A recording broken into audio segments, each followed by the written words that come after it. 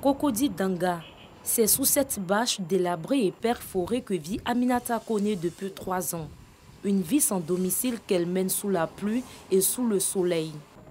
La cinquantaine révolue, Aminata fait partie des déguerpis de Danga Bel-Air, dans la commune de Cocody. 3 années après leur déguerpissement, elle attend toujours d'être relogée. Je n'ai nulle part où aller. À cause de ça, je suis ici. C'est ici que je me débrouille. Je dors ici, je fais tout. C'est avec ce petit commerce-là. C'est ce que je vends. C'est ce que je prends pour pouvoir manger avec. Tous les soirs, la peur, l'inquiétude, le désespoir et l'angoisse de dormir dehors s'emparent de la cinquantenaire. J'ai peur, mais je fais comment?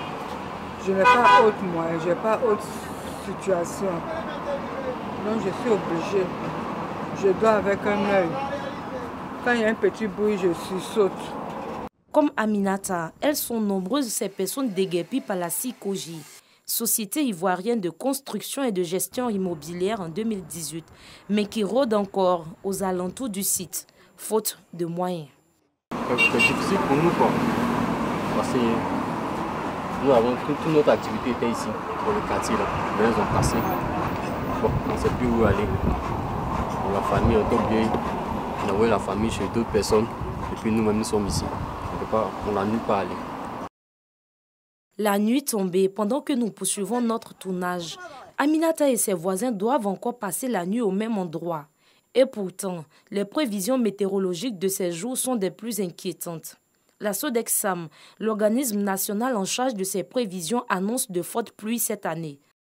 Avec la météo qui a annoncé les fortes pluies, je demande vraiment aux autorités de penser à nous, pouvoir nous reloger.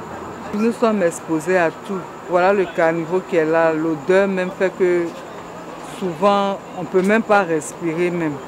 On dort ici, on fait pratiquement tout ici. Moi j'ai mon atelier ici où je me débrouille. Et quand j'ai fini de travailler, je viens, je me repose ici.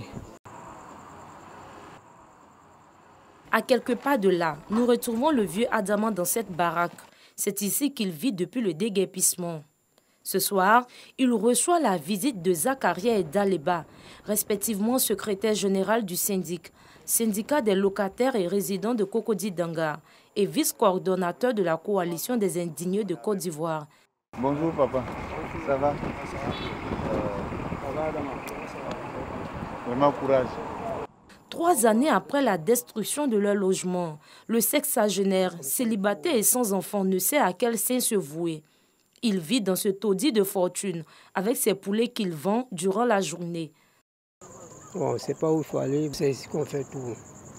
On demande à l'État pour nous trouver une place très grande que ça. Ces habitants qui résidaient dans ces logements sociaux datant des années 50 payaient des loyers mensuels compris entre 3 000 et 4 000 francs CFA à la SICOGI. Ce sont au total 77 logements qui ont été détruits.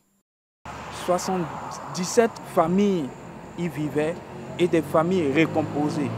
On a été éclatés, on est dispersés un peu partout dans le pays. À cause de ce déguerpissement, on avait des patriarches qui vivaient là. Et ces patriarches-là, à force d'avoir honte de dormir chez un neveu, chez un cousin, chez un parent éloigné, ont piqué les crises. Des actions ont été menées par la société civile ivoirienne, une manière de plaider la cause des sinistrés de Danga Bel-Air. Nous avons été à leur côté, nous avons appelé à la mobilisation et un soutien.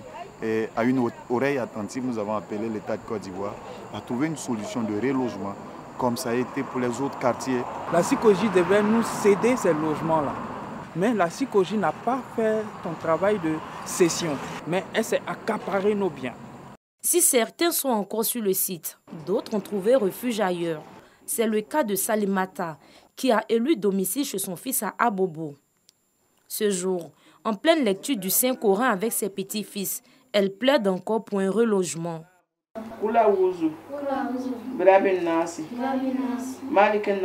Nos petits coins où on dort, on les a suppliés, on a crié, on a pleuré, on a pleuré. Quel jour ils vont avoir pitié de nous? Jusqu'à aujourd'hui, là, il y a des gens qui dorment au dehors. Moi, je dors chez mon fils.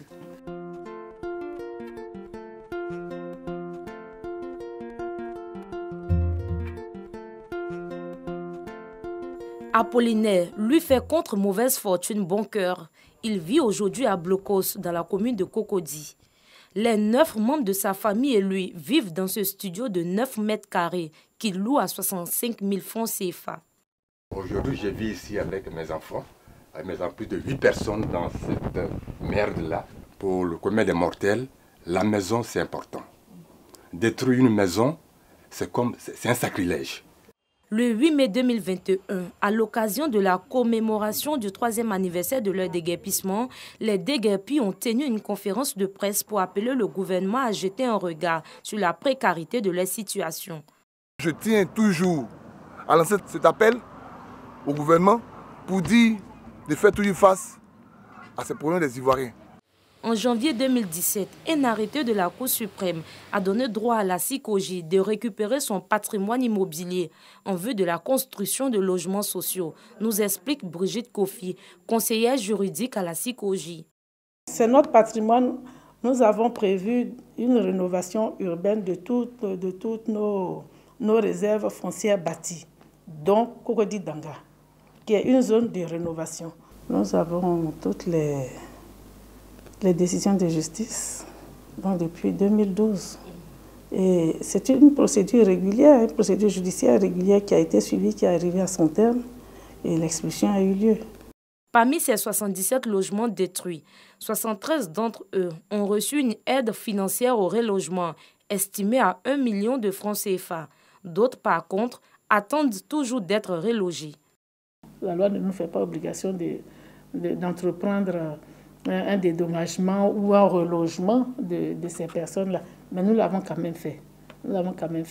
Ils étaient 77. Sur les 77, il y en a 73, oui, qui se sont présentés ici et qui ont reçu le million promis. Les 4 autres, il y a 2 qui ont formellement refusé. Ils ont refusé cette aide. Et puis il y en a 2 dont on n'a pas de nouvelles. Certains déguerpis de Danga espèrent toujours être relogés. La CICOJ, elle, se veut ferme. Aucun relogement n'est possible. Ce soir, le vieux Adamant rejoint encore son poulailler qui lui sert de domicile pour y passer la nuit.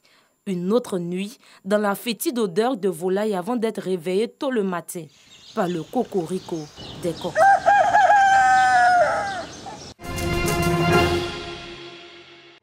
Ce dimanche, plusieurs communautés chrétiennes dans la commune de Yopougon ont célébré la Pentecôte, la fête du Saint-Esprit. Dans l'Évangile, les Actes des Apôtres racontent comment les disciples ont vu apparaître des langues de feu qui se sont posées sur chacun d'eux. Pour les fidèles chrétiens, c'est la découverte d'une force surnaturelle nouvelle, celle de l'Esprit Saint de Dieu, la 3e personne de la Sainte Trinité donnée en abondance pour gagner des âmes à Christ à travers la bonne nouvelle de la résurrection de Jésus.